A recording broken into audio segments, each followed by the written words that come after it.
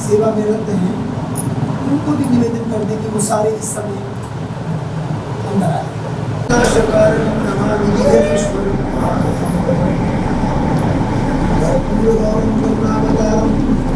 संसार सारम भुजगेन्द्रहारम सदा वसंतम हृदयारविंदे भवानी सहितम अद्भुत बलधामं हेमशैलावरीं अनुजवं पिशाचं ज्ञानिनाम् आग्रगण्यं सकल गुण निधानं वानराणामधीशं भक्तं वसुदेव सुतं देवं कंसचाणूरमर्दनं देवकी परमानन्दं कृष्णं वन्दे सर्वमंगलमांगल्ये शिवे सर्वार्थसाधिके शरण्ये त्र्यंबके गौरी नारायणी जयंती मंगलाकाली भद्रकाली कापालिनी दुर्गा क्षमा शिवा धात्री स्वाहा स्वाहा या कुंडेन्दु कुशालधार धवला या शुभ्रवस्त्रावृता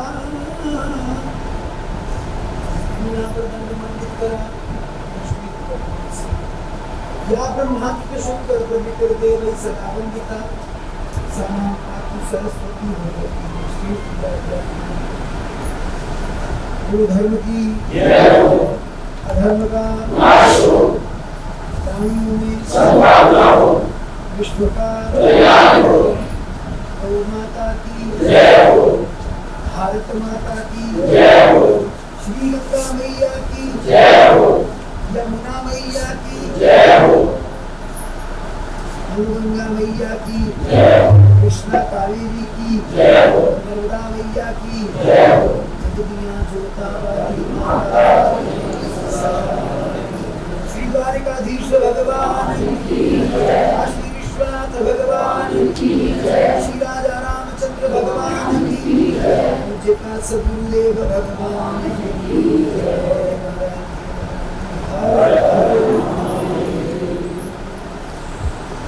आज और प्रसाद रूप में आपको जो ज्ञान प्रदान किया जाता है उसको आत्मसात करते हैं। जीवन में गुरु की भूमिका क्या है, इस पर बहुत कुछ ग्रंथों में भी कहा गया, संत भी आज बहुत कुछ बोलते हैं। हमारी लौकिक भाषाओं में हमारी कहावतें ऐसे बन गई कि हमारे वैदिक ज्ञान को हमने अपनी कहावतों में उतार लिया। क्या कहते हैं, गुरु बिन गत नहीं शाह बिन, कहते हैं ना। इतना महत्वपूर्ण विषय कि कहावतों में उतर आया। सामग्री लेकर के आ गए, स्वर्ण मुद्राएं तक लेकर के आ गए, नग नगीने हीरे लेकर के आ गए, पर आपका भाव नहीं बना तो सारा बेकार हो गया। भावई विद्यते देवा तस्मात् भावा कारणम। भाव से देवता प्रकट होते हैं, भाव ही भगवान को प्रकट करने का कारण है। ध्यान से सुनो, हमारे यहाँ भगवान शंकर का शिव मानस पूजा का प्रकरण आता है। जो पूजाएं सामग्री से नहीं होती उसमें मानस पूजा चलती है, मन से की जाती है। अनेक लोग जब रोज अपना भजन करने बैठते हैं तो मन से संक्षिप्त पूजा करते हैं आराध्य की, उसमें सामग्रियों की जरूरत नहीं है, आवश्यकता ही नहीं है। फिर भी आप अपने सामर्थ्य के अनुसार लाते हैं और यहाँ अर्पण करते हैं। गुरु आश्रम में उसको स्वीकार किया जाता है, जो परंपरा है। क्योंकि जो भक्त लोग लाते हैं वो उनको भगवान के अंदर से कुछ प्रेरणा होती होगी। पर उसमें भी हम ये कहेंगे कि आश्रमों को सात्विक पदार्थ भेंट करें, आश्रमों में सात्विक वस्तुएं लेके आएं, और आवश्यकता जिनकी ना हो आश्रमों में, जिनका संग्रह करना पड़े, उनको मत लाएं। इससे जहाँ समय की बर्बादी होती है, समय नष्ट होता है, वहाँ ये जो सामग्रियाँ होती ना वो बर्बाद हो जाती हैं। तीसरी बात ये, यदि मैं ज्योतिष की दृष्टि से कहूँ, जिन घरों में, जिन आश्रमों में सामान गलता रहता है, सड़ता रहता है, उसकी व्यवस्था नहीं होती, उन घरों में वास्तु दोष लग जाते हैं। ये समझ लेना मेरी बात, बड़ी काम की बात आज कह रहा हूँ। और ज्योतिष की दृष्टि से देखा जाए तो मैं ये भी आपको सूत्र की बात बता रहा हूँ। गृह स्वामी या घर के जो कमाने वाले व्यक्ति हैं, उनकी कुंडली में 12वां घर खराब हो जाता है, 12th हाउस लग्न चार्ट का खराब हो जाता है। और जब वो खराब हो जाता है तो क्या किसका होता है? वो व्यय का, वो अनर्गल व्यय होने लग जाता है, बिना बात के खर्चा बढ़ता है। हाँ, बिना बात के। अब जब खर्चा बढ़ेगा तो चौथा घर किसका होता है भाई? सुमनेंद्र जी बोलो। सुख का, माता का तो होते सुख मुख्य है। अब कईयों की माता नहीं है, माता भी दुखी होगी तो सुख तो जाएगा ना, क्योंकि माता से सुख का आशीर्वाद मिलता है। ध्यान देना इन बातों पे। वो घर खराब हो जाता है। जब वो खराब होगा तो फिर 7वें पे प्रभाव पड़ता है। घर में सुख नहीं और व्यर्थ का खर्चा, धन की कमी, समझे ना, उपद्रव। तो झगड़ा पहले किससे होता है? पत्नी से। 7वां घर किसका है? बोलो। मोटी मोटी बातें बता रहा हूं, ये सारी बातें वैज्ञानिक है, या यूँ कहिए कि आपस में इंटरलिंक्ड हैं।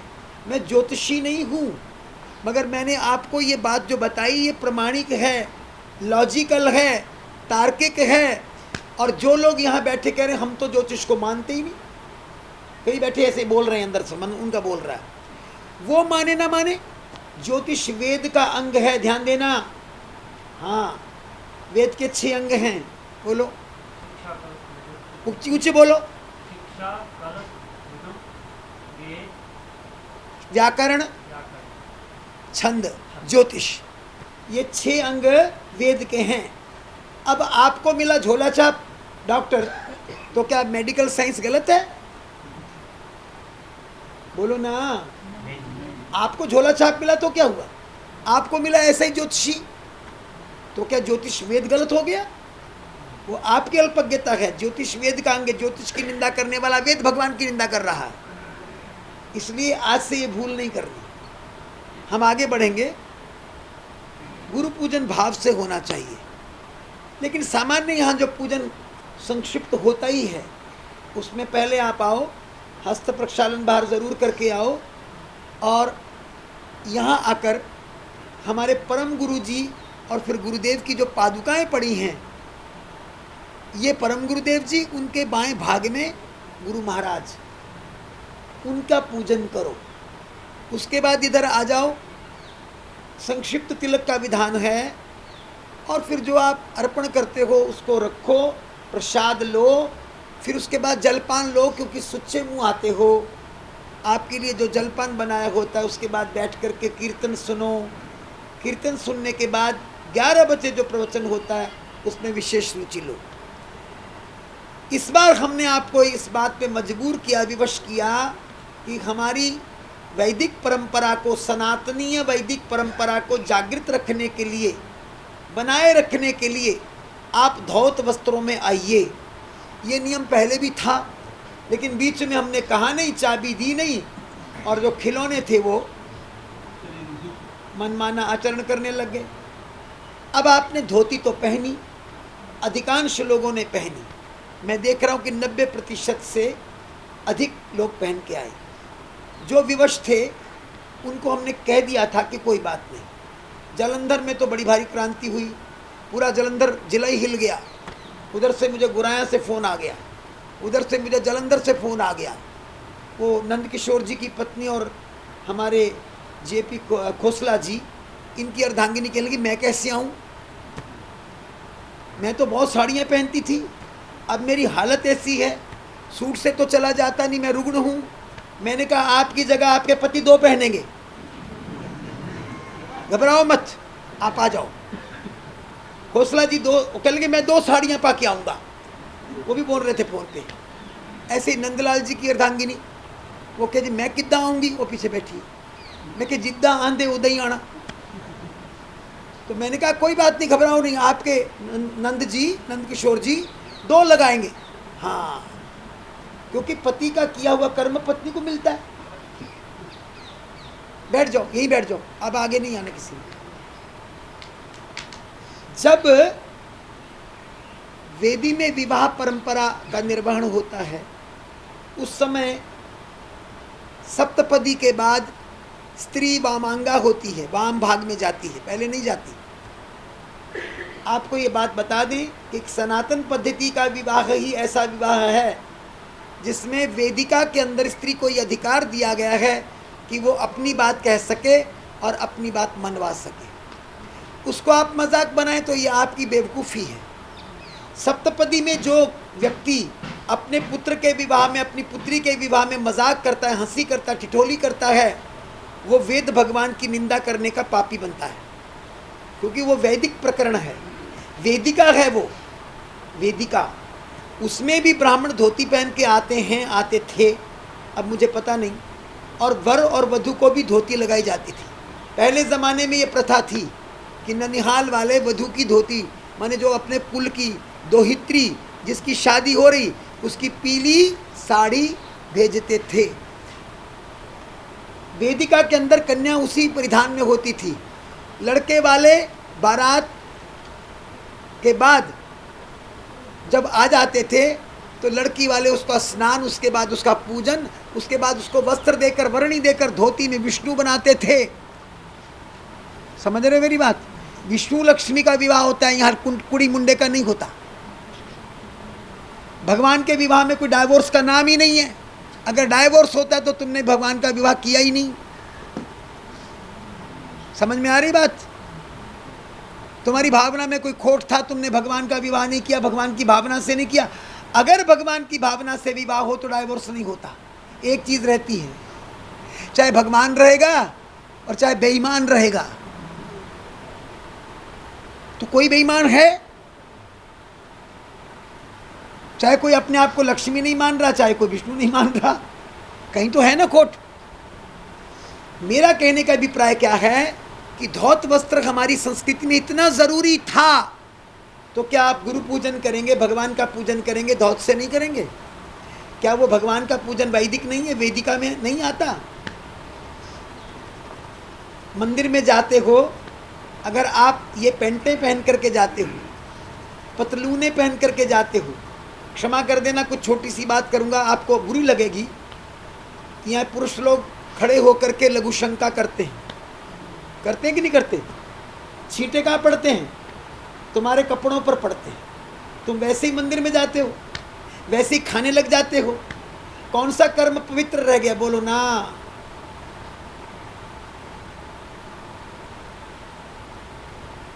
अब आप उत्तर दो मुझे, कोई अधिकार की बात रह गई है? फिर भगवान को उलाहना देते जाओ। हमारे यहाँ जो परंपरा थी, ये बैठे हैं हरीश बेकरी वाले, मदन जी बैठे हैं, इनकी माता भागवंती जी, उनकी और सहेलियाँ, राजरानी थी, बिमला जी थी, और भी बहुत औरतें थीं। लघु शंका जाती थी तो जल लेकर के जाती थी। खोसला जी को पता है, उनकी अर्धांगिनी को पता, जल लेकर के जाती थी। उसके बाद हाथ मांझ के कुल्ले कर के शुद्ध होके आती थी। जो रसोई में सेवा करती थी, वो नहाने के बाद भीतर पहले वस्त्र धुले हुए रख लेती थी, वो पहनती थी, फिर वो भोजन बनाती थी। भोजन और भजन का संबंध है, कुछ बिगड़ा नहीं, कुछ बदला नहीं, हम भी वही हैं। हमने इस बार कर दिया, रसोई की सेवा धौत के बिना नहीं होगी। इस बार सबसे खुशी की बात, यहाँ की देवियों ने विशेष तौर पर सेवा को अधिकृत किया। लोकल देवियाँ प्रारंभ से 1 महीने से ही आना शुरू कर गईं और उन्होंने सेवा मांगी। इस बार हमने पूर्व के कार्यक्रम के लिए, कल हमारे पास 30-35 लोग थे रात को, लेकिन कोई भोजन भी किसी कुक ने नहीं बनाया। उन्होंने खुद सेवा ली और बड़े समय पर सेवा पूर्ण की। लेकिन थोड़ी सी जो कमी इसमें है उसकी व्याख्या आज करूँगा, और उसको भी आपने पूरा करना है। वो स्त्रियों में कम है, पुरुषों में ज़्यादा, देवियों में कम है। देवियों ने अब निश्चय कर लिया है उसके लिए माधवी को, राजेश्वरी को और कौन है, ममता को हमने नियुक्त कर दिया। राजेश्वरी हितेश की पत्नी कैंप से, ममता मॉडल टाउन से, और ये माधवी शर्मा गढ़शंकर से।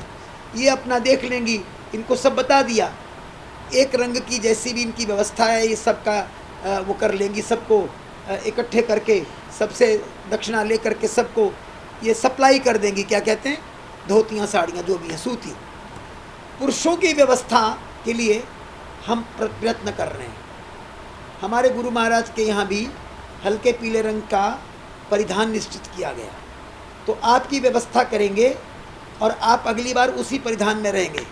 ये अब मनमाना जो आप करते हैं, सबसे बड़ी बात, मैं बड़ों की बात कर रहा हूँ, ये बच्चों की नहीं कर रहा। आप लोगों ने धोती तो पहन ली और ऊपर क्या पहन ली, अंग्रेजी शर्ट। देखो कौन कौन है, ऊपर के तीतर, थल्ले के बटेर। वो क्या जच रहा है, क्या लग रहा है वो? अरे भाई, वैसे तो कुर्ता भी मना है, सूची विद्ध वस्त्र का निषेध है, पर कलयुग में आप भगवान को भी सूची वस्त्र पहनाने लगे। वो बने बनाई ड्रेस आती है ना उसकी, ठाकुर जी की, वैसे वो सिला हुआ वस्त्र नहीं चलता था पहले। आपको ये बता दें, कभी फोटो में देखो भगवान राम कैसे होते हैं, ऊपर कपड़ा होता, नीचे धोती होती। रामायण देखी, रामायण में बस भगवान ने कोट पहना था क्या? कृष्णा देखा, उसमें भगवान ने उत्तरीय पहना और नीचे धोती पहनी, कटी वस्त्र के बाद उत्तरीय पहना। ये सिले हुए वस्त्र नहीं चलते थे। लेकिन कलयुग में क्योंकि अब लोक लज्जा इत्यादि बहुत कुछ नए सिरे से दिखना पड़ रहा। पहले लोक लज्जा और तरह की थी, अब और तरह की। अब लोग बाहर बड़े सुशील हैं और भीतर बड़े अश्लील हैं, बुरा मत मानना। ऊपर से बड़े सुंदर हैं, बैठ जाओ जहाँ है वहीं बैठ जाओ, जहाँ अंदर आ जाओ बैठ जाओ। ऊपर से बड़े ही सुशील हैं, लेकिन क्या है कि अंदर से अश्लील हैं। लेकिन कुर्ता पहनने के बाद भी जो नीचे धोती लगाते हो, उस धोती के ऊपर जब तक उत्तरीय नहीं होता तब तक वो धोती पूर्ण नहीं होती। अच्छा, बाजार से कभी धोती खरीदते हो, उसके साथ एक और पटका मिलता है आपको, बोलो ना, मिलता है। किसके लिए? वो फालतू है, मंदिर में दे दो, ऐसे ही सोचते हैं लोग। वो कंधे पर रखने के लिए होता है। जब आपकी शादियां हुई थी, जब आपको वेदिका में या किसी भी आसन पे बिठाया गया, तो देवियां बड़ी ज्ञानी होती हैं। इन्होंने आपके कंधे पर क्या किया, एक तौलिया रख दिया। उत्तरीय के बिना भारत में कोई कर्म नहीं होता, ये उत्तरीय होता है, बाएं कंधे पर रखा जाता है। देखो ना, विचार करो, सगन पड़ा तब भी रखा गया, वेदिका में भी रखा गया। अगर वेदिका में कोई ऐसा हो कि तौलिया ना लेकर के कंधे पर रखे, उत्तरीय ना रखे, लड़की वाले भी भूल जाएं कि पंडित जी हम तो लाए नहीं, तो पंडित जी मौली रखवा देते। बोलो होता कि नहीं होता? तो फिर यहाँ क्यों नहीं है? उत्तरीय के बिना धौत वस्त्र अधूरा है। उसको वो गिरता है तो आप पिन लगा लो। कुर्ता, धोती और उत्तरीय, इससे पूरा होता है। अब एक बात सुनो, धोती में एक लांग होती है ना, लांग होती है। लांग के बिना धोती नहीं होती। कुछ कहेंगे हम तो आपकी तरह लगा लेंगे, आपने भी तो जैसी पहनी, बोलेंगे ना। इसका तर्क आपको दे रहे हैं। हम लोग को पीन की लांग लगाने के बाद इसको पहनते हैं। लांग अनिवार्य है, उसके बिना धौत वस्त्र नहीं होता। आप लोग क्या पहनते हो? आज खुली खुली बातें हो रही। अंडरवियर, आजकल अंग्रेजी पहनते हैं ना लोग, अंग्रेजी हो गए, तो उसमें तो लांग की कोई बात नहीं है, तो फिर इसलिए आपको धोती में लांग लगानी पड़ेगी। अब आप समझ में आ गई बात? एक जैसी धोत, एक जैसा उत्तरीय। तो इस बात का ध्यान रखना है, पुरुषों की अलग व्यवस्था हो रही है, देवियों ने अपनी व्यवस्था कर लेनी है, उनकी तय हो गई है। इसके साथ साथ ये जो सेवा करने वाले लड़के 2-2, 3-3 दिन पहले आ जाते हैं। बड़े प्रोग्राम में जो 20 फरवरी को हुआ था, ये 4-4 दिन पहले यहाँ थे। जिस जी जान से करते हैं, इनको सब पता है गुरु पूजा में क्या होना है, कहाँ क्या लगना है, कहाँ कौन सा आसन है, सब पता है इनको। उसमें स्थानीय बच्चे भी हैं, हिमाचल से भी आते हैं और हरियाणा से भी आते हैं। हरियाणा के बच्चे देखो गाड़ी करके आगे कल सुबह, सारी व्यवस्था उन्होंने वो आती संभाली, कोई आराम नहीं। 3 बजे चले और 9 बजे यहाँ। तो इनके लिए हमने क्या किया, इनकी सेवा व्यवस्थित हो जाए, हमने इनका एक संगठन तैयार कर दिया, सेवा वाहिनी तैयार कर दी। उसका नाम है सनातन सतगुरु सेवा वाहिनी। इसमें ये बच्चे भी हैं, वे माताएं भी हैं जो सेवा करती हैं, वो लोग भी हैं जिन्होंने सेवा की। ऐसा नहीं कि प्रौढ़ लोग नहीं हैं, अपने अपने ढंग से सभी हैं। उसमें बहुत से प्रकोष्ठ हैं। ये अर्चक मंडल जो आपकी पूजा करवाता है, हमारे पास बहुत से ब्राह्मण ऐसे हैं जो इसमें सम्मिलित हैं। आगे आगे उनको जोड़ा जा रहा है। अलग अलग प्रकोष्ठों में अलग अलग काम करने वाले, सेवा करने वाले उसमें जुड़ेंगे, लेकिन शुद्धि सब में बराबर है। शुद्धि के नियम के बिना इस आश्रम में किसी का कोई भी स्थान नहीं है। ये हमारे गुरुओं की देन है, हमारे महाराज की परंपरा है। हमारे जहाँ संस्कार, संत के संस्कार हमारे पले, वहाँ का प्रसाद है, और वो हम वैसे ही आमरण आजीवन निभाएंगे, उसमें आपको कोई छूट नहीं मिलेगी। इनकी माता जी थी दीपक जी की, इनकी चाची का मैंने अभी नाम लिया। ये लोग जानती थी लघु शंका में भी लोटा लेके जाना। सोचो कितनी महिमावती स्त्रियां थी वो। और आप आज क्या करते हो, खड़े होकर करते हो मूत्र, और छींटे पड़ते तुम्हारे कपड़ों पे, आते हो सीधा जी हमको स्पर्श नहीं करने दिया। स्पर्श दोष सनातन धर्म का मूल वैज्ञानिक सूत्र और सिद्धांत है। आज कोरोना के बाद स्पर्श दोष की महिमा आपको पता लगी। अब तो ट्रंप भी दूर से राम राम जी नमस्ते नमस्ते करने को तैयार हो गया। हुआ कि नहीं हुआ बोलो? गाली कहाँ से लगती है? अमेरिका से लगती है। फ़ोन पे आपको गाली दे दे, आप मुंह टेढ़ा कर लोगे, उसने हमको गाली दी, हम उसके घर नहीं जाएंगे, रिश्ता नाता ख़त्म कर देंगे। प्रणाम भी दूर से हो सकता है। प्रणाम की विधि क्या है वो देखो, आप लिख करके लगा दिया है कहीं। कहाँ लिखा है भाई? प्रणाम दूर से ही करें। हाँ, ये जो चिपक करके करते हो ये प्रणाम नहीं है, प्रणाम ही नहीं है। ये केवल अपने आप को तसल्ली देने वाला एक विषय है।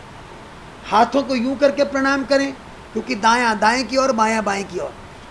क्रॉस नहीं करेंगे, प्रणाम नहीं होगा। जिनकी शादियां हुई, अगर वो सो नहीं रहे थे अपनी शादी में, तो उनके ससुर ने जब उनको प्रणाम किया था तो ऐसे किया था, याद करो, किया था ना बेदी में।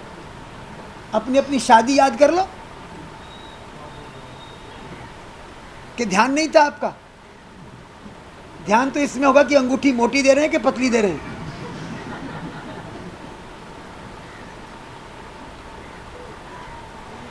तो देखो ना, ध्यान दो, ऐसे करके क्रॉस करके, दायां दाएं से, बायां बाएं से। जब तक ऐसा नहीं होगा तो ये अवैज्ञानिक होगा। मुझे इससे आगे बढ़ना है। अब हम सत्संग की बात करें। आप आश्रम से जुड़े कुछ लेने के लिए, आश्रम आपसे लेने के लिए नहीं जुड़ा। आश्रम चलेगा प्रारब्ध योग से, क्योंकि शिष्य का धर्म है जीवन देने के बाद उस जीवन देने की प्रक्रिया को यथा संभव सामग्री, दक्षिणा इत्यादि से पूर्ण करते रहना, ये परंपरा है। तो इसमें आश्रम उत्तरदायी हो जाता है कि आपको क्या दे। आश्रम आपको सत्संग दे, ज्ञान दे। आश्रम आपसे पैसे लेकर के कहे अगले साल आ जाना, ये नहीं है। अपना फ़ोन बंद करो, किसका चल रहा है भाई? फ़ोन बंद करो। तो हमने उसके लिए क्या किया, एक तो ये 30 अगस्त बीत जाने के बाद, एग्जैक्टली 1 को नहीं, 1 सितंबर को नहीं, पहले हफ्ते में यहाँ ऑनलाइन सत्संग शुरू हो जाएगा। उसमें आज आपके हमने नंबर लिखने का एक सिस्टम, जिसको प्रक्रिया कहते हैं, वो शुरू की। यहाँ बच्चे लिख रहे हैं, जिसका नंबर नहीं है वो उसमें ऐड करा दे। व्हाट्सएप वाला ज़रूर करा दे, कॉलिंग भी करा दे, 2 है तो 2 लिखा दे। व्हाट्सएप में आपको प्रेमा भक्ति रस, जो कम से कम 8 साल से, वो अपनी पंजाबी की पुस्तक जब छपी थी आश्रम की, गढ़शंकर की, 8 साल हो गए उसको, तब उस समय वो ग्रुप बना था। उसका नाम है प्रेमा भक्ति रस। उसमें आपको ऐड होना ज़रूरी है। कुछ लोगों को हमने ऐड किया, उन्होंने अपने आप को एग्जिट कर लिया। सत्संग सितंबर में ऑनलाइन शुरू होगा। उसमें आपके नंबर जो होंगे हमारे पास, उसको हम गूगल मीट के ज़रिए आपको लिंक भेज देंगे। समझ गए? ऐसा भी हो सकता है कि एक लिंक हमेशा काम आए, ऐसा भी हो सकता है कि रोज़ लिंक जाए। उसमें मंगलवार और वीरवार अवकाश रहेगा, हमारी अपनी व्यवस्था के आधार पर मंगलवार और वीरवार को सत्संग नहीं होगा। सुन लेना ध्यान से। इसी के साथ जुड़ी बात कह रहा हूँ, संक्रांति उसका जो नाम श्रवण आपको वॉइस मैसेज से कराते हैं वो अब आपको गूगल मीट पे होगा, फेस टू फेस। लेकिन एक बात बता दें, भूल जाएंगे, आज 15 तारीख है, कल 16 तारीख है, 16 अगस्त। लिखा हुआ तो ये है कि कल 16 को संक्रांति है, और ऐसा नहीं है, क्योंकि पत्री झूठ तो नहीं बोलती। 16 को संक्रांति रात के 1 बजने के बाद लग रही है। संक्रांति सूर्य उदय से सूर्य अस्त के बीच मनाई जाती है, क्योंकि सूर्य का एक राशि से दूसरी राशि में आना ही संक्रांति है। तो फिर क्या होगा, पत्री में लिखा हुआ बोल रही है कि उसका पुण्यकाल अगले दिन 7:40 तक है। तो कब हुई संक्रांति? 17 को 7 बज के आपको नाम सुनाया जाएगा, 7 बजे के बाद 7:15 बजे तक सुना दिया जाएगा। समझ में आ रहा? 7 बजे और 7:15 के बीच सुना दिया जाएगा। तो इसलिए आप उस दिन, हम लोग कोशिश कर रहे हैं कि ट्वीट पर ही सुनाएं, ऑनलाइन रहें। लिंक आपको भेज देंगे कल, आप अपने लिंक को उस वक़्त ऑन कर लें 7 बजे से पहले ही। तो जिस वक़्त उसको ऑन करेंगे आपको नाम श्रवण कराया जाएगा। ये तो हम 1 साल से करा रहे हैं, पिछले साल से कोरोना से, लेकिन कुछ लोगों को पता नहीं, वो वॉइस मैसेज भी सुनते नहीं। ठीक है, अच्छा आगे चलते हैं। सत्संगों की दूसरी कड़ी में ये तो चलता रहेगा निरंतर, भगवान की कृपा बनी रहनी चाहिए। इसमें भी बता देता हूँ, जो ऑनलाइन होंगे उसमें केवल 2 भजन होंगे। भजन भी सिंगर्स के होंगे, अपनी मर्जी से तो होगा नहीं, क्योंकि म्यूट कर देंगे हम। अनम्यूट तो उसी को करेंगे जिसकी बारी है। अनम्यूट मैंने उसका माइक ऑन होगा, दूसरे का नहीं होगा। और उसके बाद आपको आधे घंटे से 40 मिनट का ही प्रवचन मिलेगा, इससे ज़्यादा का लंबा नहीं खींचेंगे। हाँ, जो लंबा होता है उसमें लोग बोर हो जाएंगे, छोड़ देंगे। इतना ही मिलेगा। समय हम बता देंगे, समय अभी निश्चित नहीं हो रहा है, ठीक है, बता देंगे। उसके बाद जो यहाँ के कार्यक्रम हैं उसके अंतर्गत हो सकता है कि मकर संक्रांति का कार्यक्रम यहाँ पर हो। मकर संक्रांति वैसे 14 को आती है और कई बार 15 को भी होती है। देखो इसमें चेक करो पुण्यकाल की दृष्टि से, क्योंकि पुण्यकाल संक्रांति का कई बार 15 को बनता है। पिछले कुंभ में भी ऐसे हुआ, कुंभ में भी 15 को बना। तो उसमें कार्यक्रम बहुत संभावित है, आश्रम में सत्संग मिलेगा आपको। उसके साथ साथ उस दिन हम क्यों रख रहे हैं, आश्रम की ओर से एक ज्योतिष पत्रिका, जिसको दिन वार तिथि पत्रिका कहते हैं, वो प्रकाशित की जाएगी, उस दिन लॉन्च कर दी जाएगी। उस दिन के बाद आपको हर साल मिलनी शुरू हो जाएगी। मिलेगी मुफ्त, घबराओ मत, पैसा नहीं लेंगे किसी से, लेकिन आप देख सको तिथियाँ, सरलता से देख सको, जो आपको समझ में आ जाए, आपको देखनी आ जाए, इस तरह से उसको छापने का हम लोगों ने निर्णय किया है। तो उसके बाद दूसरी सत्संग की कड़ी में क्या है, हम लोग कुछ सत्संग ऐसे रख रहे हैं जिसमें 5 दिन के सत्संग। अपना फ़ोन बंद करो, किसका बज रहा है इधर, कौन चला रहा है फ़ोन भाई, बंद करो। 14 की है, पुण्यकाल तो उसी दिन है। हाँ ठीक है, 14 जनवरी की रहेगी, इसकी सूचना मिल जाएगी आपको। लो दे दो, बस हो गया, बस ज़्यादा नहीं बैठो। आगे की बात ध्यान से सुनो। कुछ सत्संग हम ऐसे रख रहे हैं, आश्रम में भी रखे जा सकते हैं। आप लोग यहाँ आओ, 5 दिन के सत्संग में 5 दिन यहाँ रहो। जिन लोगों को घर में ज़्यादा काम नहीं वो तो यहाँ आएँ, और जो लोग बीच में अटेंड कर सकते हैं वो अटेंड करें। उसके बाद 2 हमारे पास नगर हैं जो समर्थ नगर हैं, एक हिमाचल में और एक हरियाणा में। हिमाचल में ठट्ठल 5 दिन के सत्संग हम साल में इनको देंगे। इनके पास धर्मशाला है, वहीं बरामदे में बैठ के होगा। कोई ड्रामा नहीं करना, कोई टेंट नहीं लगाना, कुछ नहीं करना, दरी बिछानी। गर्मी होगी तो पंखा लगाना, सर्दी होगी तो धूप में इंतजाम कर देना। समझ गए? 5 दिन जितने आदमी आए, बाहर से 10-12 आपके पास आएंगे, ज़्यादा नहीं आएंगे। 20 से ज़्यादा तो हो ही नहीं सकते ना। उनको रोटी आपने खिलानी, दाल फुल्का खिलाना, ड्रामा बिल्कुल नहीं रचना। हम लोग सत्संग करने जाते हैं होटल में, क्या बोलते हैं, एंजॉय करने के लिए नहीं जाते। इसी तरह से 5 सत्संग ननेड़ी में होंगे, वहाँ भी मिसाल के देंगे, क्योंकि इस बहाने से वहाँ जो हमारा रह गया था वो पूरा होगा। अब हम 5 ननेड़ी को दे रहे हैं, 5 इधर दे रहे हैं। नगर और भी हमारे दिमाग में है, उनको भी देंगे, वहाँ व्यवस्थाएं करेंगे 2-2, 3-3 दिन की। छोटे नगर हैं वहाँ पर भी होगा, लेकिन अभी ये 3 स्थान प्रमुख हैं। साल में 3 स्थानों पर 15 सत्संग आपको मिलेंगे। ये तो होंगे दिन के सत्संग, इनका समय उसमें क्लैश नहीं करेगा, जो आपको डेली मिलता है वो चलेगा, ठीक है, वो चलेगा। इसके बाद जो छोटी नगरियां हैं उसको आज डिस्क्लोज नहीं करेंगे, उनके नाम बाद में लेंगे, वहाँ पर भी सत्संग होंगे। हो सकता 2 या 3 दिन के हों, क्योंकि अब हम लोगों ने ये निर्णय कर लिया है कि आप लोगों में जो सत्संग और ज्ञान की कमी दिख रही है वो कम से कम ना आए। मोक्ष क्या है, जीवन क्या है, साधन मोक्ष के क्या हैं, जीव संसार में किस लिए आया, जीव का गंतव्य क्या है। क्या आश्रमों में इकट्ठे हो जाओ, ताली बजाओ, कीर्तन करो? बहुत ज़रूरी कीर्तन करना। कीर्तन करने से मन लगता है, मन शांत होता है, भगवान का गुणानुवाद झूठे में गाओ सच्चे में गाओ लाभ करता है। तुलसी अपने राम को रीत भजो चाहे खींच, उल्टो सीधो जाम को खेत डारियो बीज, बीज तो जमेगा ही। जो आप यहाँ आए हो, आज का बीज व्यर्थ जाने वाला नहीं है, परंतु इसको और सुंदर प्रौढ़ सार्थक बनाने के लिए ये आवश्यक है कि आपका मन और मस्तिष्क ज्ञान से सत्संग से पुष्ट हो। बिनु सत्संग विवेक न होई। विवेक किसको कहते हैं?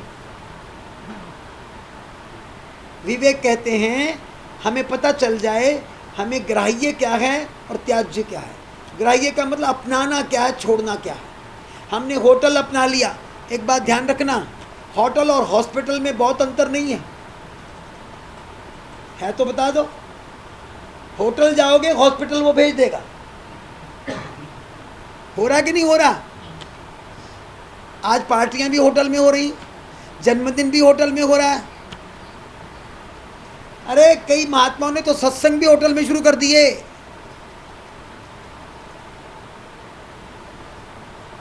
जहां होटल जुड़ा है वहां हॉस्पिटल जरूर जुड़ेगा।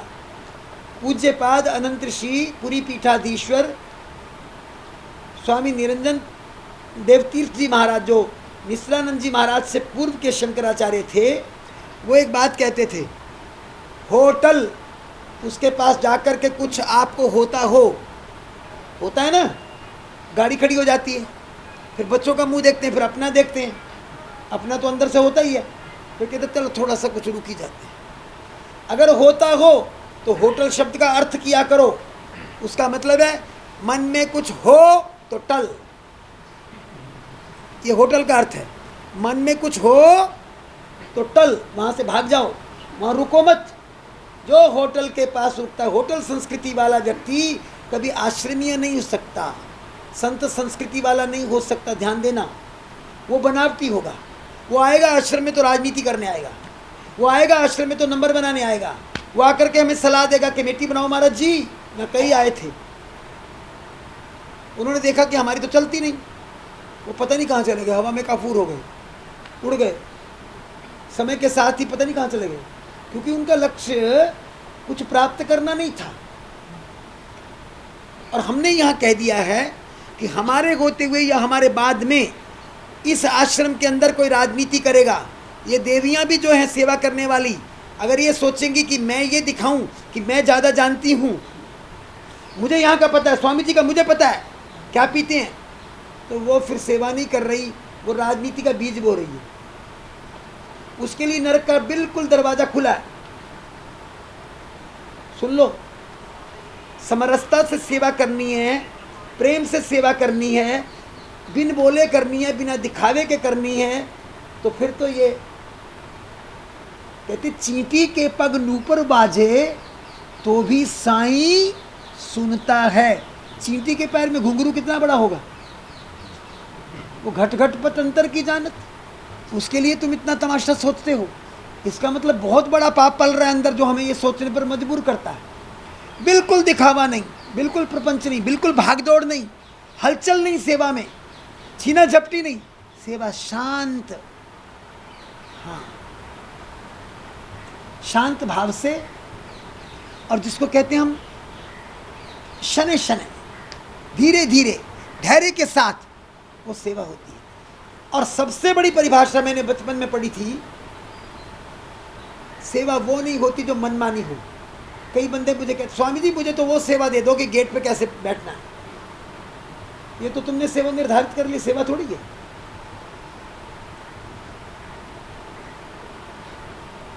कोई कहता जी मुझे तो बस पानी पिलाने की सेवा दे दो, ये नहीं।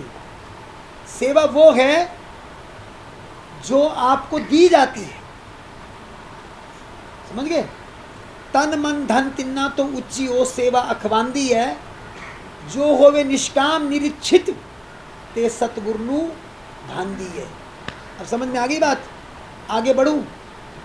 सेवा दी जाती है, सेवा छीनी नहीं जाती। जो इस तरह की भावना लेकर के आए वो सेवा में शायद आगे चल ना पाए, उसको पिछड़ना ही पड़ेगा। तो फिर वो पहले ही पीछे रह जाए तो अच्छा है, क्योंकि जब एक मछली ऐसी आती है तो पूरा तालाब या सरोवर खराब हो जाता है। अब जो यहाँ सेवा देवियों ने की उसकी मैं प्रशस्ति नहीं गाऊंगा, क्योंकि प्रशस्ति करूंगा तो ये खराब हो जाएंगे। नारद जी की प्रशंसा हुई थी ना, हालांकि नारद जी नहीं बिगड़े थे, उन्होंने बिगड़ने की लीला करके बताई कि तुम लोग बिगड़ जाओगे। नारद जी में कामना नहीं थी, वासना नहीं थी। नारद जी जैसे देव ऋषि प्रत्येक लोक में जिनका गमन होता है उनको वासना नहीं आई। नारद जी भक्त और भगवान लीला करके दिखा रहे हैं कि जीव ऐसे बिगड़ जाता है। अब समझ में आ रहा ना? तो इन लोगों ने इस बार बिना कुक के सेवा की, और पहली ही बारी में बड़ी सुंदर की। कुछ न्यूनताएं होती हैं लेकिन वो गिनती के योग्य नहीं, नगण्य हैं, उनकी गणना नहीं होनी चाहिए। अगली बार और सुंदर होगी। धौत परिधानी अपना निश्चित कर रही हैं। इसमें 4 इतवार हमने निश्चित कर दिए। एक ये बता देंगे फर्स्ट, सेकंड, थर्ड, फोर्थ। उसमें एक में गढ़शंकर वाले, गढ़शंकर वालों से जुड़े कोई यहाँ भी रहते हो तो उसी में जुड़ेंगे वो। और दूसरी में मॉडल टाउन वाले, मॉडल टाउन वाले तो बैठी यहाँ ममता क्या है वो त्रिशला, इनके साथ वो मॉडल टाउन के परली तरफ शर्मा जी की मिसेज भी, कमल जी की भी जुड़ जाएंगी अपने आप, इनसे संबंध करेंगे। उसके बाद एक सेवा में ये ठठल वाले, वो देवियाँ भी समय से पूर्व आई। उन्होंने बड़े प्रयत्न के साथ इस बार, जो वैसे वो पहले भी सेवा में बहुत निपुण रही हैं, उनकी सेवा तो बड़ी अथक होती है। बहादुरपुर के मंडल में भी सेवा की एक परिपाटी, वो अपनी आशा देवी आती रहती है, जो उषा जी की बहन है, वो सेवा करती रहती है। उनके साथ कुछ और जुड़ेंगी तो वो सेवा के 4 इतवार उनके साथ वो जुड़ी हुई हैं। दूसरी आशा जो रेलवे स्टेशन के पास से आती है, और भी उसमें हम जोड़ देंगे। तो कहने का मतलब ये 4 तो 4 इतवार को संभालेंगे, लेकिन पुरुषों की भी व्यवस्था हम साथ में कर रहे हैं, उसकी आप प्रतीक्षा करें। ये तो था कार्यक्रम का जो मैंने आपको बताना था। क्योंकि हम लोग ये व्यास पूजा मना रहे हैं, श्रावण मास के अंदर मना रहे हैं। आपको मैंने कई बार भगवान वेद व्यास जी के जन्म की कथा सुनाई। अगर व्यास पूजा के दिन ये पर्व मनाया जाए अथवा न मनाया जाए, परंतु भगवान वेद व्यास जी ही हमारे सब ग्रंथों के प्रणेता हैं। उन्होंने वेदों का विस्तार किया, इसलिए उनका नाम क्या पड़ा? वेद व्यास जी महाराज। वेद का विस्तार करने से क्या बने? बोलो ना, क्या बात है? किसी के जेठ जी का नाम, ससुर जी का नाम हो ना तो मत बोलना, बाकी तो बोल लो, सबका थोड़ा ही है। होगा किसी का वेद व्यास सौरद ना है तो फिर बोलो वेद व्यास जी महाराज की, ऐसे बोलो। उनका फिर पहला भी नाम कोई होगा। वेद का विस्तार किया तो क्या बने? तो पहले भी कोई नाम होगा ना, बनने से पहले, उपाधि से पहले। उनका नाम है कृष्ण द्वैपायन। अब याद कर लो, गुरुद्वारे में जाओ, 10 गुरुओं का नाम क्रम से लिया जाता है, परंपरा से लिया जाता है। अरदास में लेकिन आपको अपने पूर्वजों का कुछ नहीं पता। कुछ तो आधे महाभारत के रामायण में जोड़ देते हैं, रामायण वाले महाभारत में जोड़ देते हैं। शुचिता पवित्रता की बातें मैंने आपसे कर ली। जब शुचिता पवित्रता जाएगी तो आपका ज्ञान भी चला जाएगा, क्योंकि शुचिता पवित्रता के पीछे आपकी श्रद्धा है। क्या है आपकी? जिसकी श्रद्धा होगी वो पवित्रता अपनाएगा, शुचिता करेगा। जिसकी नहीं होगी वो कहेगा क्या है, ऐसे तो संत बोलते रहते हैं, खाओ जैसे मर्जी, पेट भरना चाहिए, डॉक्टर तो कुछ नहीं कहते। आज पता लगा कोरोना के युग में जो लोग खड़े होकर के एक प्लेट में छोले भटूरे खाते थे ना, उनको आज पता लग गया, कोरोना ने समझा दिया कि कुत्तों की तरह जीने में क्या मिलता है। आश्रमों में आके भी लोग कहते हैं हम एक प्लेट में खा लेंगे। हम उनको कहते हैं ये अभद्र कार्य मत करो, अलग अलग खाओ, ये ठीक नहीं है। उनको आज प्रकृति ने समझा दिया, क्योंकि सनातन धर्म प्रकृति के अनुकूल बना है और जो ये नई परिपाटी ये प्रकृति के प्रतिकूल बनी है। इस दृष्टि से मैं आपको एक और बात कहने जा रहा हूँ। ये जो मिठाइयाँ बनती हैं ना, इनसे परहेज़ करो, और आश्रमों में भी मिठाइयाँ मत लेके आया करो। आप लड्डू ले आते हो, यहाँ लड्डू बहुत आने लगे आजकल, बहुत आने लगे, फैशन हो गया जी, सगन के होते हैं। अब मैं आपको इसमें क्या समझाऊँ, ये तो डॉक्टर ही समझा देते हैं।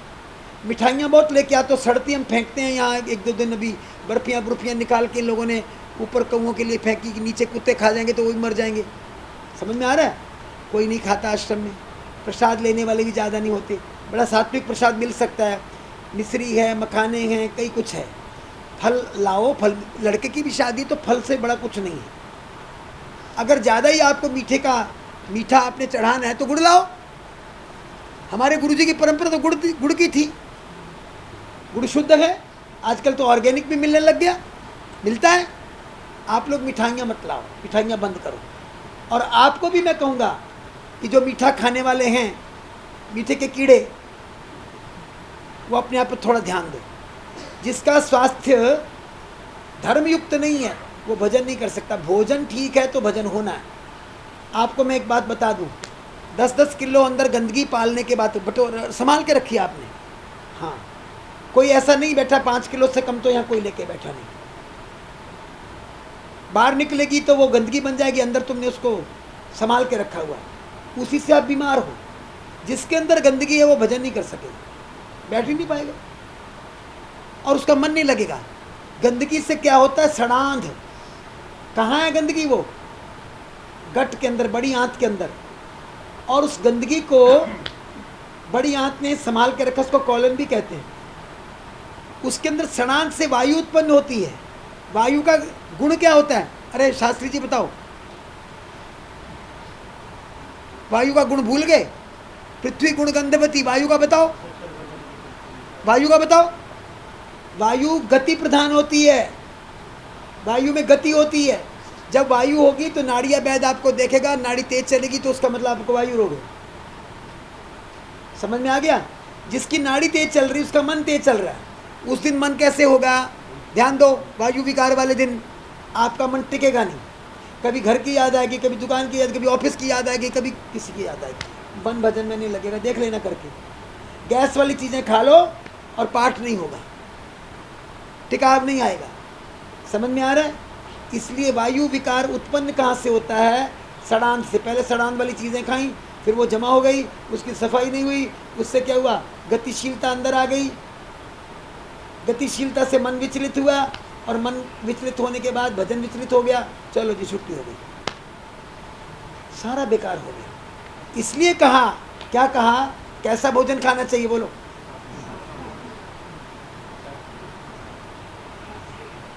सात्विक भोजन होता कैसा है?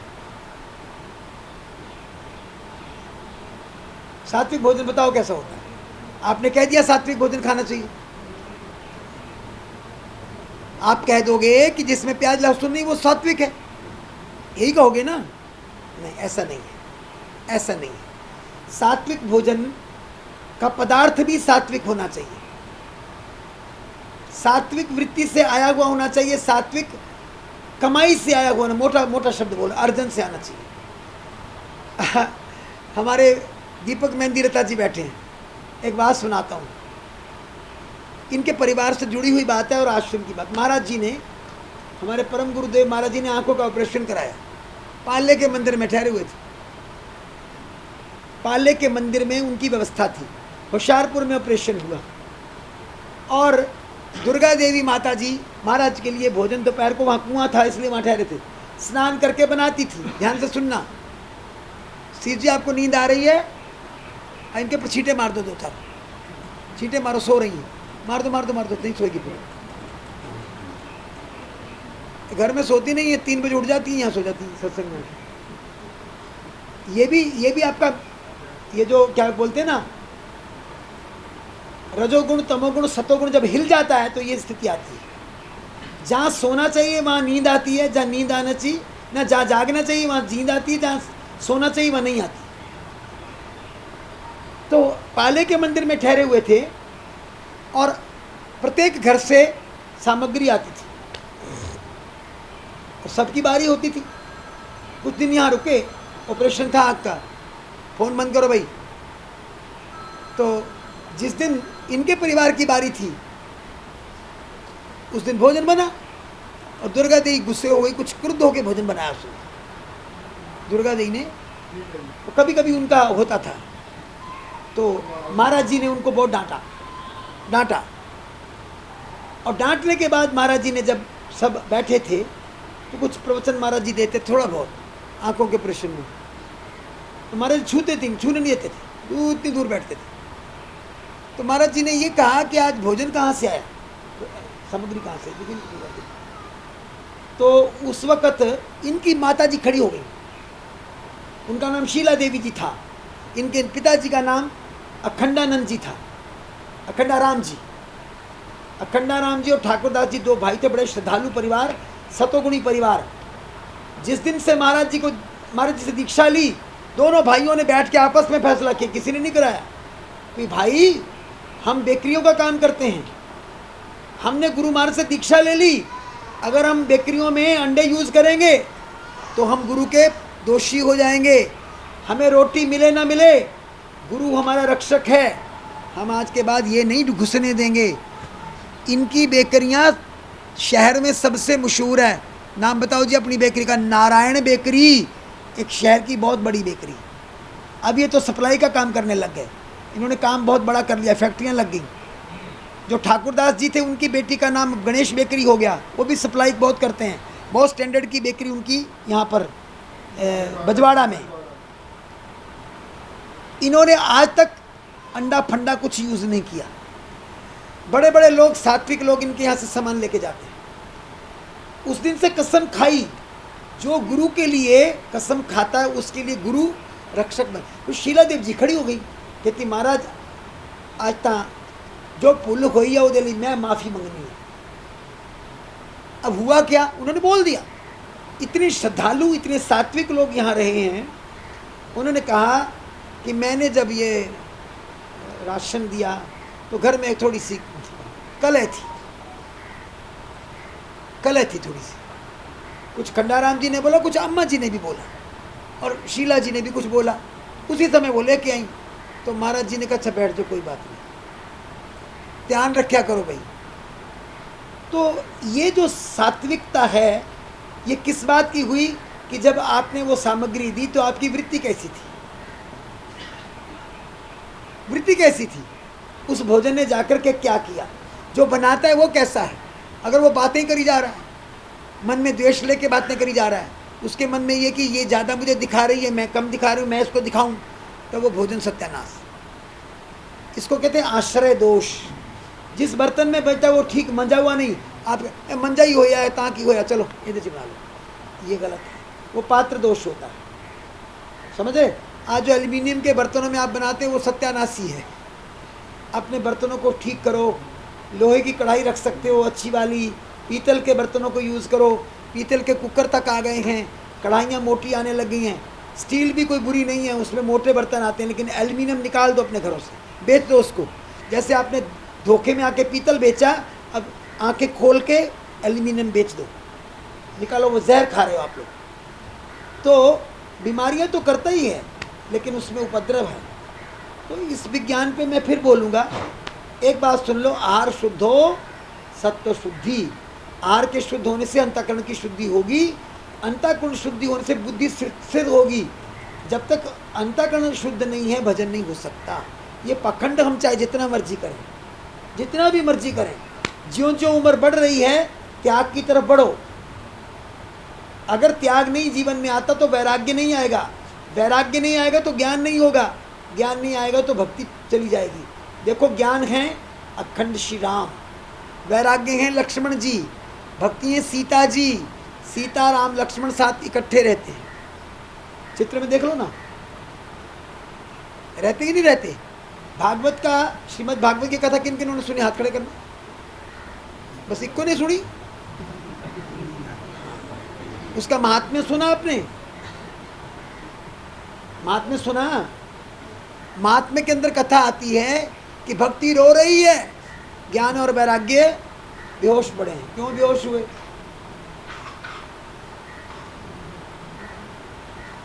वृंदावन की भूमि में आकर भी बेहोश है, वो तो कृष्ण की भूमि है, अब बेहोश है। अब देखो, मतलब समझो, शास्त्रों ने किसी को बख्शा नहीं है, वो किसी को नहीं देखता ये वैष्णव है, ये सन्यासी है, पक्षपात नहीं करता।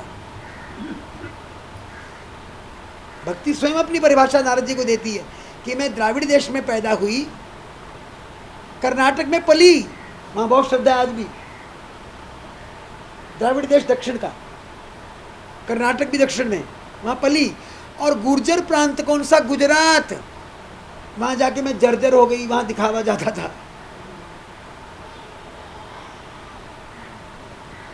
वृंदावन में आई तो मेरे दोनों बच्चे बेहोश हो गए, मुझे रोना पड़ रहा है, करूं क्या? अब क्यों हुए बेहोश? क्योंकि वहां ज्ञान और वैराग्य की कीमत ही नहीं है। वहां नाचो और कीर्तन करो तो है, वो कहती भक्ति तो है, पर ज्ञान और वैराग्य की ये बेहोश पड़े। अब मैं युवती हो गई, मतलब भक्ति की बड़ी महिमा वहां पर ज्ञान और वैराग्य नहीं, तो भक्ति क्या है? निपूति। शिव पुराण में भी निपूति भक्ति कहा गया उसको, वहां भी महात्म्य के प्रसंग में ही आया। ये ग्रंथ पढ़ने के लिए हैं। आज क्या हो गया? गुरु गरणमवाद। बहुत कम गुरु हैं जो सत्संग सुनाते हैं, बाकी तो मत्था टेको, मन्नी खाओ, प्रसाद खाओ, जाओ। कान खींचने वाले गुरु तो थोड़े ही हैं। अरे गढ़शंकर में जरा सा किसी का बच्चा शोर किया, दोबारा किया, महाराज जी आज भी प्रवचन में कैसेट के अंदर आवाज आती है, बाहर ले जाओ इसको। तो मैं पहले बताया गया, किसी का बच्चा अगर रोने वाला तो उसको दूर लेके बैठो, और जब रोना शुरू कर तुरंत बाहर ले जाओ, बाकियों को विक्षेप ना हो। तो गुरु तो कड़वी दवाई होता है। अच्छा, अब मतलब की बात पे आ रहे हैं कि आप लोग सतोगुणी भोजन करने के बाद सतोगुणी जीवन जीने की शैली सीखो, उसमें ज्ञान वैराग्य भक्ति तीनों पुष्ट होंगे। वृंदावन में आके भक्ति पुष्ट है, वो दोनों बेहोश हैं। कारण क्या? कि भजन तो बहुत हुआ, कीर्तन तो बहुत हुआ, परंतु जो अंदर जाना चाहिए था, किसी ऋषि महापुरुष से सत्संग नहीं गया। तो नारद जी ने पता लगाया, सनकादिकों ने क्या कहा? हरि चर्चा नहीं सुनी, उसके लिए क्या करो? भागवत सुनाओ। भागवत से बड़ी हरि चर्चा है ही नहीं, भक्त और भगवान की चर्चा उसमें। तो उसमें फिर भक्ति ज्ञान वैराग्य को सुनाई गई, सनकादिकों के द्वारा कथा, वो ठीक हो गए, भक्ति भी हो गई ठीक, ज्ञान भी हो गए, वैराग्य भी हो गए। तो तीनों का सामुच्य होना चाहिए, तीनों को इकट्ठे रहने की व्यवस्था होनी चाहिए। उसके लिए ये आवश्यक है कि जैसे पहले कीर्तन हुआ, ये ज़रूरी था, उसके बाद सत्संग भी हो और ज्ञान चर्चा भी हो। अगर ज्ञान चर्चा नहीं होगी तो सब बेकार होगा। इसके लिए हमने ये जो सत्संग की व्यवस्था की, अब इसको आप याद रखेंगे। ननेड़ी वाले भी तैयार हो जाओ, ठट्ठल वाले भी तैयार हो जाओ, और यहाँ के जो लौकिक बंदे हैं, जो जिन्होंने सेवाएं की, और लौकिक का मतलब ये नहीं कि सिर्फ हुशियारपुर वाले, उसमें पंजाब के लोग सभी जुड़े, ये सब तैयार हो जाओ। और ये सत्संग की परिपाटी अब यहाँ से चलेगी। उसके बाद आपको सेवा वाहिनी की व्याख्या करके भी बता दी। ये सेवा वाहिनी जो अलग अलग स्थान से अलग अलग बच्चे आए हैं, इनके अलग अलग प्रतिनिधि होंगे। जैसे ये हिमाचल से आए, ये हरियाणा से आए और पंजाब के अलग अलग शहरों से आए। उनको कौन नियंत्रित करेगा, फिर समग्र रूप में कौन करेगा, उसकी हम पूरी व्यवस्था कर रहे हैं। और उनका भी समय बंध जाएगा, लेकिन धौत वस्त्र किसी ने छोड़ना नहीं। धौत वस्त्र के बिना भीतर बाहर की कोई सेवा नहीं। ये जो 4-5 ही लिखे हैं, इनको आप आज पढ़ लीजिए। यहाँ कुछ लोग ऐसे भी आते हैं जो आजकल के बड़े मॉडर्न से लोग बन गए हैं। वो ऐसा दिखाते हैं कि जैसे कभी उन्होंने धर्मस्थान देखा नहीं। शो करते हैं, दिखाते हैं।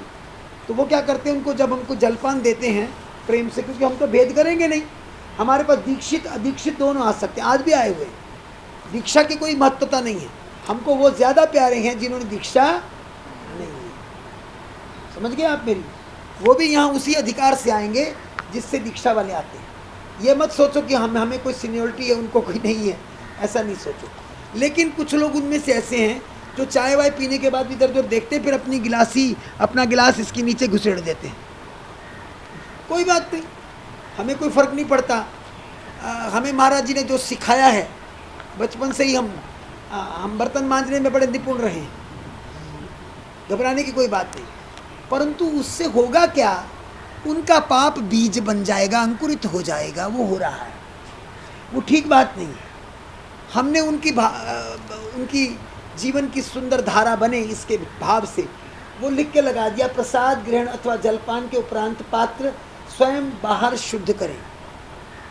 बाहर साबुन वाबुन होता है, वो स्वयं जाएं और अपनी स्वयं सेवा करें, क्योंकि आश्रमों और मंदिरों में ये परिपाटी होनी चाहिए। और आज भी जब आपने भोजन करना है, तब आपने जो बर्तन हैं उनको मिलजुल के शुद्ध करना है। संगत की सेवा किया करो। ये सेवा आपको गढ़शंकर में जाके दिखने को मिल जाएगी। गढ़शंकर में कहा आनंद आश्रम, सेवा की दृष्टि से कह रहा हूँ, बाकी दृष्टि से नहीं। सेवा की दृष्टि से वहाँ सर्दी में भी देवियाँ बैठ जाती हैं, वहाँ धूप भी नहीं आती, और वो जाते उनके बर्तन पकड़ लेंगे। ऐसी थालियाँ वहाँ भी हैं, और वो क्या बोलेंगी, पाजी दे दो, बाहर से पकड़ लेंगी और खुद मांझ करके खुद धो करके रखेंगी। ये सेवा आपके लिए अनुपम उपहार है, इसको स्वयं करो। किराए के बंदे सेवा कर जाएंगे, आप खा के चले जाओगे, क्या लगेगा आपको, पाप दोष। इससे बचो। अगली बात बता रहा हूँ, पंगतें लगेंगी शांति से लगेंगी, सीधी लगेंगी, थाली बटेगी, तब तक कीर्तन करना। ये पंडित लोग हैं, स्तोत्र पाठ बोलेंगे, उसके पहले स्वस्ति वाचन भी बोलेंगे, उसके बाद समय बीच में होगा तो थोड़ा सा कीर्तन हरि शरणम हरि शरणम। पिछले बार भी कहा तो 19 में जब पूजा हुई, लेकिन क्या हुआ, यहाँ पर ही मेरे सामने बैठ करके उसने पहले ही बंदे ने ऐसे किया, तो मैं यहाँ से उठ के चला गया। अब मैं क्या देखूँ, भोजन करने वाले के बंदे को तो मैं टोक नहीं सकता, वो पंगत में बैठा है, नारायण स्वरूप है, तो मैं उठ के चला गया। हलवा डाला, उसने हलवा खाना शुरू कर दिया। जैसे उसके कान में सिक्का था, उसने कुछ नहीं सुना, और 2-3 और शुरू हो गए। हाँ, अरे भोजन पूरा पड़ने दो, पूरा भोजन थालियों में आए। उसके बाद, और ये बांटने वालों को बोल रहा हूँ, पूरी स्पीड से बांटो। ये क्या करते हैं, पीछे को देखते हैं, आगे को देखते हैं, भोजन नहीं बांटते। गलती तुम्हारी होती ज़्यादा। ये हिमाचल नहीं चलेगा, फटाफट फटाफट बांट के जब भागो आगे। हाँ, थोड़ा थोड़ा दो, भर भर के नहीं दो। दूसरी बार जाओ, दूसरी बार मांग के लेगा, समझ गए? हाँ, एकदम से स्पीड से देना, और उसके बाद जल आपको दूसरा मिल जाएगा। गिराना नहीं पानी, ये चदरें उठ जाएंगी, फिर आपने बैठना। इससे पहले महात्माओं का भोजन पंडित जी लोग अभी निकलवा लो, बाद में मुझे नहीं कहना, फिर हजामत हो जाएगी आपकी। हाँ, महात्माओं को भोजन खिलाने के लिए मेरे कमरे में 2 ही महात्मा, व्यवस्था मैं खड़े होकर करवाऊंगा। धोती के बिना कोई घुस गया तो उसकी फिर, ये डंडा इधर पड़ा है, ये देख लेना, क्योंकि सब कुछ हो सकता है, पर मेरे गुरुओं की परंपरा नहीं टूट सकती। ये आप सुन लो बड़े ध्यान से। जिसको पसंद नहीं है वो बड़े आराम से दीक्षा भी लौटा के जा सकता है, खुली छुट्टी है। कुछ और भी मांगे वो ये कहे कि मैं तो 10 गुरु पूजाओं में आया, मैंने इतने रुपए अब तक दे दिए, हम उसको इंटरेस्ट के साथ भी लौटा देंगे, ब्याज के साथ, करंट इंटरेस्ट जो भी बैंक से मिलता हम दे देंगे उसको, उसका बताया अमाउंट दे देंगे, अपना नहीं। हम नहीं याद रखते कोई क्या लाया, हम ये देखते नहीं कि कोई 10 रुपए लाया कि 10 लाख लाया, हमारे लिए सब बराबर है। लेकिन शुद्धि तो आपको करनी ही पड़ेगी, समझ गए। दूसरी बात कि पंगत को फटाफट निपटाना, देर नहीं लगानी। भगवान का नाम लेने के बाद जब कहा जाए नमा पार्वती पते हर हर माधव, तब आप भोजन करेंगे। संत भोजन दे देने के बाद इधर बोला जाएगा और उधर संत करेंगे। संतों का भोजन डोंगों में निकाल लो, ज़्यादा नहीं है, ठीक है।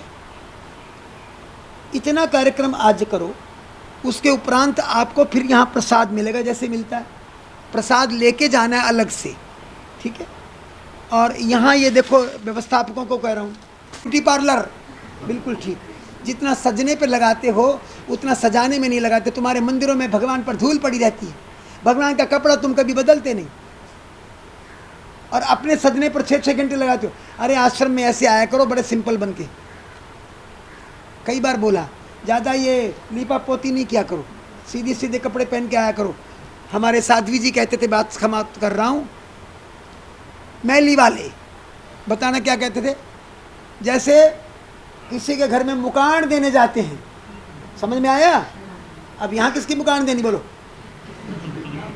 अपने पापों की, बस बात खत्म। बोलो सद्गुरुदेव भगवान की आरती करो, बैठे बैठे।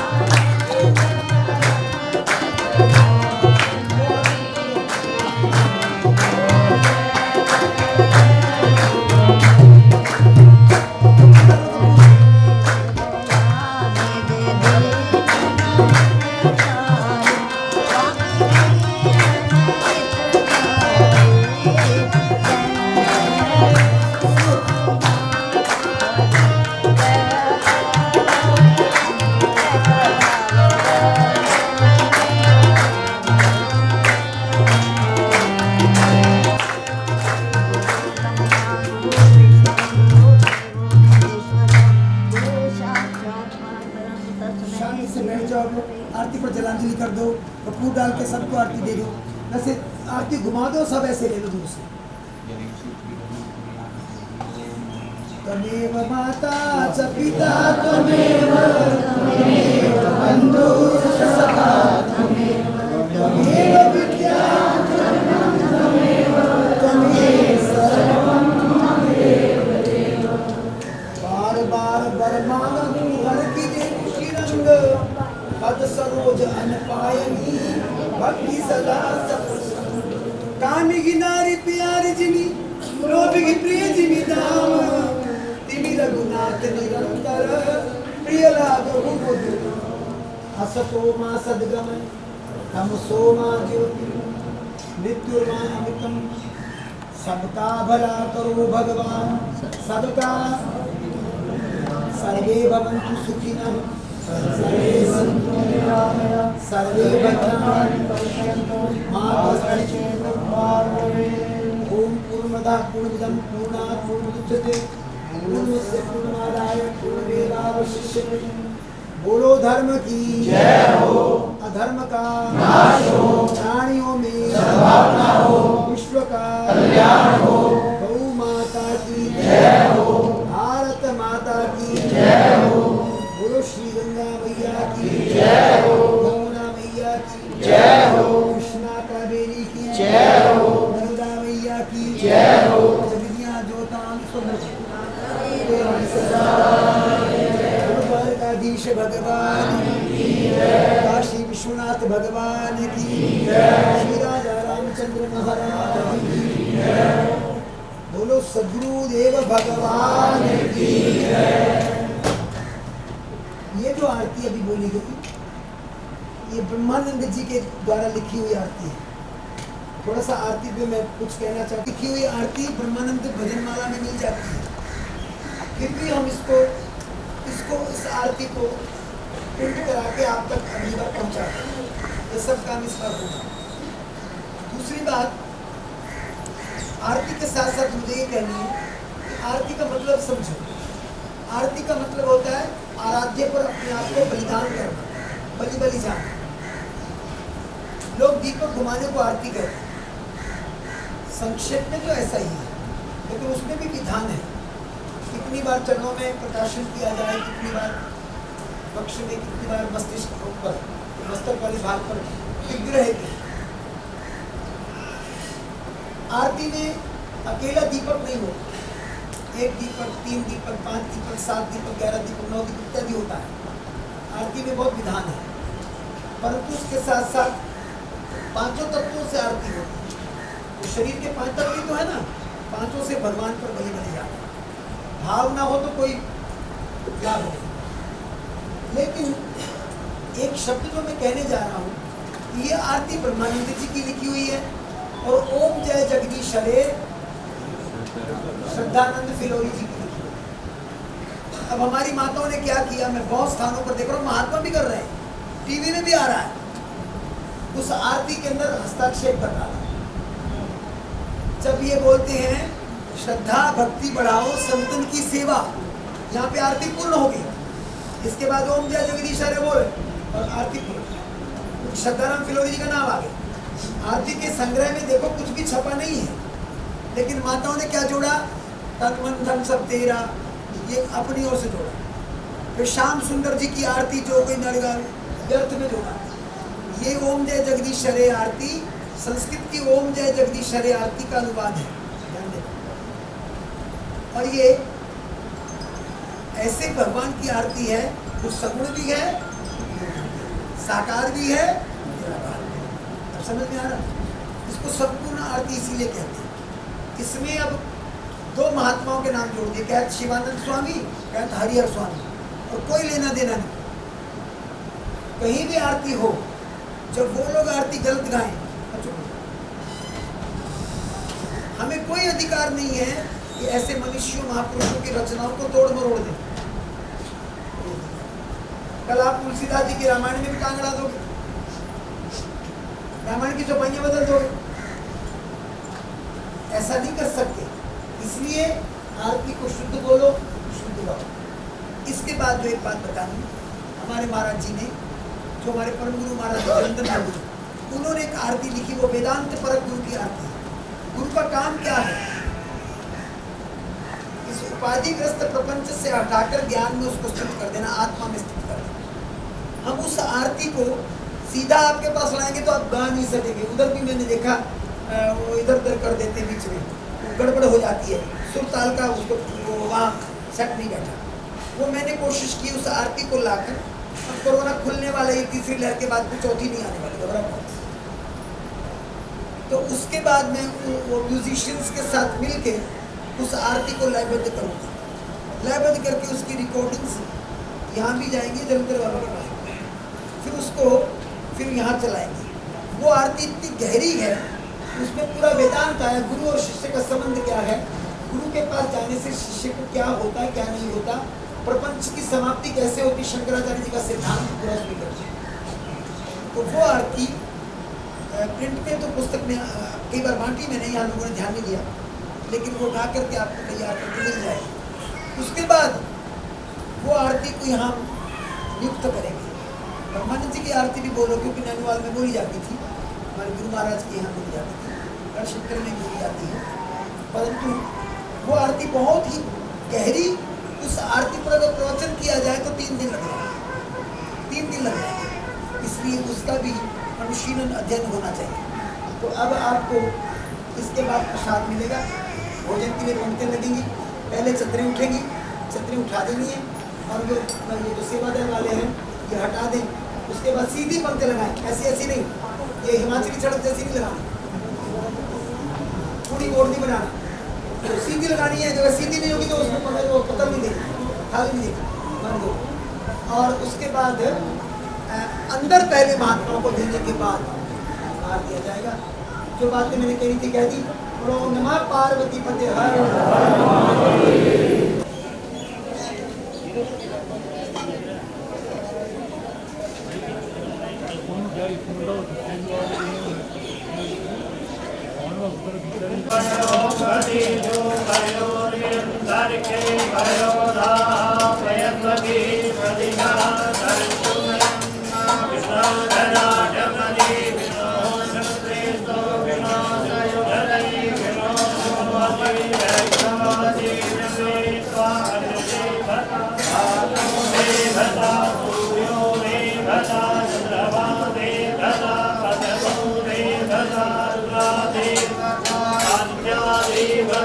सामान लाओ, सामान सामान लाओ, सामान सामान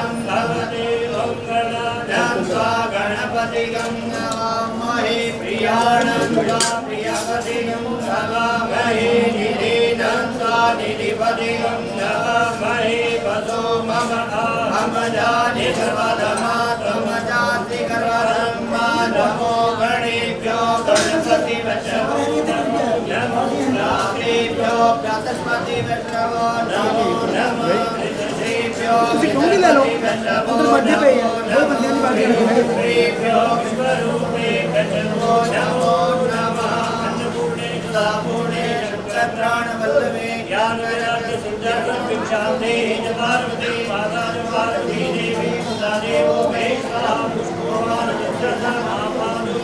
और श्री चते लक्ष्मी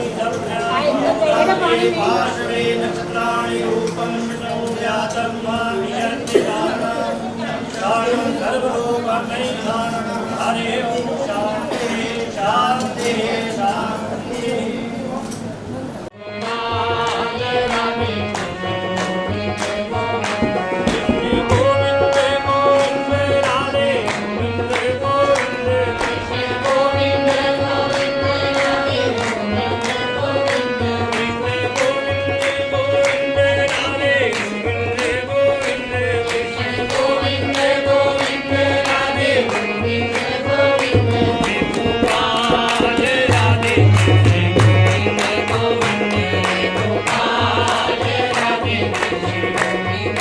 एको